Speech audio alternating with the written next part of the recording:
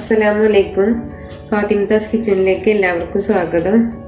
ഞാൻ കുറച്ച് ദിവസമായി വന്നിട്ട് നോമ്പായതിന് ശേഷം വന്നിട്ടില്ല. ജലദോഷം സുഖമില്ലാണ്ട് പിരിക്കിയിരുന്നു. അപ്പം ഇന്ന് നമുക്ക് ഫസ്റ്റിൽ തന്നെ ഒരു പായസമായിട്ടാണ് തുടങ്ങാൻ വെച്ചിട്ടാണ് നോമ്പായിട്ട്. അപ്പോൾ നമുക്കിന്ന് പായസം ഉണ്ടാക്കാൻ വേണ്ടിയിട്ട് ഒരു കപ്പ് ചെറുപയർ പരിപ്പെടുത്തുന്നുണ്ട്. പിന്നെ ഒരു അരക്കപ്പ് ഞാൻ സാബൂനരി എന്നാ പറയാറ് ഞങ്ങളൊക്കെ. ഒരു വെള്ള ഇതിനാണ് സാബൂനരി എന്ന് ഞങ്ങൾ പറയുക. പിന്നെ ഒരു 2 കപ്പ് പാലും ആവശ്യത്തിന് ശർക്കര, ഒരു കുറച്ച് സേമിയ, അണ്ടിപ്പരിപ്പ്, മുന്തിരി, ചുക്ക്, ഏലക്കായ, ഒരു 2 ടീസ്പൂണ് റവ, ഒരു തേങ്ങയുടെ പാല്. 2 കപ്പ് പാലും ഉണ്ട് കേട്ടോ. തേങ്ങയുടെ പാല് തേങ്ങയുടെ പാല് മാത്രം ഉണ്ടാക്കിയിട്ട് ഒഴിക്കുകയാണെങ്കിൽ നല്ല ടേസ്റ്റ് കിട്ടും. അത് കൂടുതലില്ലാത്ത കാരണം ഞാൻ പാലും കൂടി ഉപയോഗിച്ചിട്ടാണ്.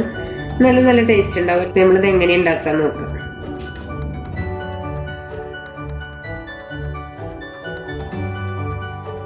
നമ്മുടെ ചെറുപയർ പരിപ്പ് ഞാൻ കഴുകിയിട്ടുണ്ട്.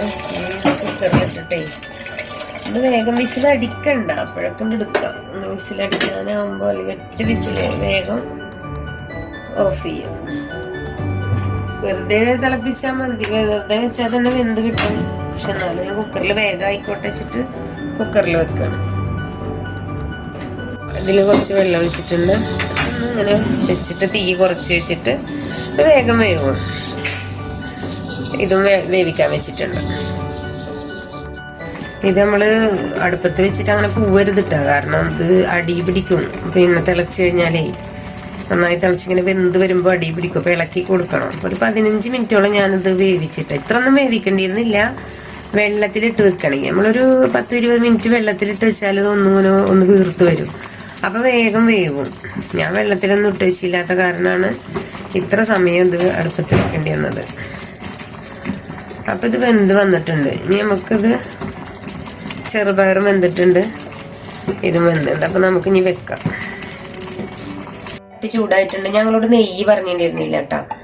നെയ്യ് ഒരു 2 ടീസ്പൂൺ നെയ്യ് ഒഴിക്കാം.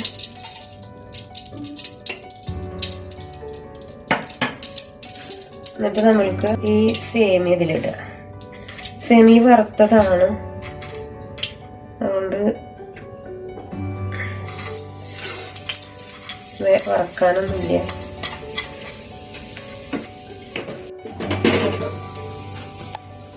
റവ ഇടുക. റവ ഒന്നിങ്ങനെ ചൂടായി കഴിഞ്ഞാൽ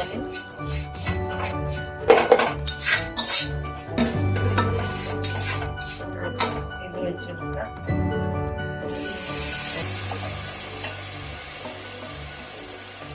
സാബൂനരി ഒഴിച്ചെടുക്കാം. ചെറുപയർ പരിപ്പും വെന്തിരിക്കുന്നത് അത് ഒഴിച്ചു കൊടുക്കാം.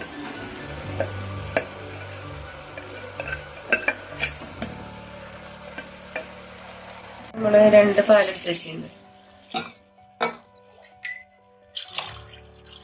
രണ്ടാമത്തെ പാല് വേണ്ട, അതും ഒഴിച്ചു കൊടുത്തിട്ട് ഒന്ന് നന്നായി ചേരണം.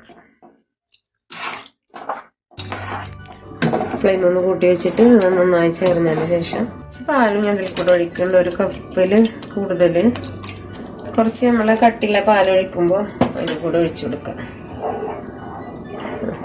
ഇനി ഇതൊന്നത് തിളച്ച് ചേർന്നതിന് ശേഷം പണിയില്ല. ഇനി ഇത് പണി കഴിഞ്ഞു തുടങ്ങി. ഇതോ നമുക്ക് അണ്ടിപ്പരിപ്പും മുന്തിരിയും ഏലക്കായും ചുക്കും പൊടിച്ചതും ഒക്കെ ചേർക്കാം. ഏലക്കായും മുന്തിരിയും വറുത്ത് ചേർക്കാം. അപ്പം ഇത്തിരി കൂടി നെയ്യ് വേണം. അപ്പം അതാണ് ഞാൻ കുറച്ച് നെയ്യ് ഇട്ടിട്ടുള്ളൂ ആദ്യം. അപ്പം മേലെ കുറച്ച് നെയ്യ് ഇതായിട്ട് കഴിക്കുമ്പോൾ നല്ല രസം ഉണ്ടാവും. അതുകൊണ്ടാണ് ആദ്യം തന്നെ അണ്ടിപ്പരിപ്പും മുന്തിരിയൊന്നും വറക്കാതിരുന്നത്. ഒരിത്തിരി ഉപ്പ് ഇട്ട് കൊടുക്കണ്ടേ നമുക്ക് മധുരം ബാലൻസിന്. അതുപോലെ ശർക്കര ഇട്ട് കൊടുക്കാം. പഞ്ചസാര ഇടുന്നവർക്ക് പഞ്ചസാര ഇടട്ടോ. മധുരം ഏതാ വേണ്ടിച്ചിടാം. അങ്ങനെ സാബൂനരിയും ഇതൊക്കെ വെന്ത് ഉള്ളതല്ലേ. അപ്പം ഇത് തിളച്ചുകൊണ്ടിരിക്കുമ്പോൾ അടി പിടിക്കാതിരിക്കാനും ഇളക്കി കൊടുക്കണം. മിൽക്ക് മെയ്ഡ് ഒഴിച്ചു കൊടുത്താൽ ഒന്നും കൂടി ടേസ്റ്റ് കിട്ടും. ആവശ്യമുള്ളവർക്ക് ഒരു മിൽക്ക് മെയ്ഡിൻ്റെ 1/2 ഭാഗം വരെ ഒഴിച്ചു കൊടുക്കട്ടോ. നല്ല ടേസ്റ്റാണ്. ഞങ്ങൾക്കിത് മധുരം വെച്ചിട്ടാണ്, അധികം ഒഴിച്ചിട്ടില്ല. ഓക്കെ, അപ്പം നമ്മൾ കട്ടിപ്പാല് ഈ പാലുകളൊക്കെ ഒഴിച്ചു കൊടുക്കുക. പായസം റെഡിയായി വരുന്നുണ്ട്. അപ്പോൾ കുറച്ച് ബാക്കി വെച്ചാൽ ഞാൻ പശുവും പാൽ ഒഴിച്ചു കൊടുത്ത് ാണിത്. ഇത് ഒഴിച്ചു കൊടുത്ത് തേങ്ങാപ്പാൽ കൂടുതൽ ഒഴിച്ചാൽ നല്ല ടേസ്റ്റാണ്. മറ്റേ പാല് വേണമെന്നില്ല അപ്പോൾ, പക്ഷെ അതില്ലാത്ത കാരണം ഞാൻ ആ പാലും കൂടി എടുത്തതാണ്. ചുക്കും ഏലക്കായും കൂടി പൊടിച്ചത് ഇതിലേക്ക് ഇട്ട് കൊടുക്കുക. നല്ലൊരു മണമാണ് ഇത് ഇട്ടാൽ.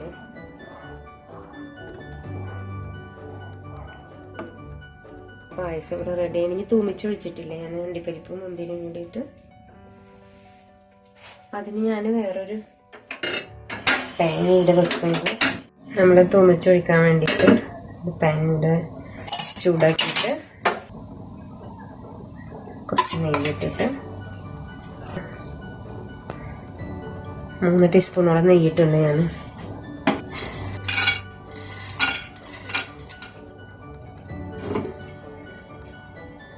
അപ്പോൾ എല്ലാവരും സബ്സ്ക്രൈബ് ചെയ്യാത്തവരുണ്ടെങ്കിൽ സബ്സ്ക്രൈബ് ചെയ്യുക. എല്ലാവരും ഇത് ഉണ്ടാക്കി നോക്കുക. നല്ല ടേസ്റ്റുള്ള പായസമാണ്, എല്ലാവരും ഉണ്ടാക്കി നോക്കുക. നോമ്പ് കഴിഞ്ഞാലും നമ്മൾ ബിരിയാണിയൊക്കെ വെക്കുമ്പോൾ മധുരമുള്ളതൊക്കെ ഉണ്ടാക്കില്ലേ, ചിലപ്പോൾ പായസം, ചെറുപയർ പായസം അതൊക്കെ ഉണ്ടാക്കില്ല. അതിന് പകരം ഇതൊന്നും ഉണ്ടാക്കി നോക്കി നോക്കിയിട്ടാ, നല്ല ടേസ്റ്റാണ്. ഇൻഷാ അല്ലാഹ് നമ്മുടെ പായസം റെഡി ആയിട്ടുണ്ട്. അപ്പം ഇനി ഇത് ചെറിയ ചൂടോടെ കുടിക്കാം. നമുക്ക് നോമ്പ് തുറക്കുമ്പോൾ എല്ലാവർക്കും കഴിക്കാം. അതുവരെ മൂടിയിരിക്കട്ടെ. അപ്പം എല്ലാവരും പായസം കുടിക്കുക, പായസം ഉണ്ടാക്കി നോക്കണം കേട്ടോ എല്ലാവരും. പിന്നെ ബെല്ലൈക്കൺ ക്ലിക്ക് ചെയ്യാനും സബ്സ്ക്രൈബ് ചെയ്യാനും ലൈക്ക് ചെയ്യാനൊന്നും മറക്കണ്ട കേട്ടോ. അപ്പം അസ്സലാമു അലൈക്കും.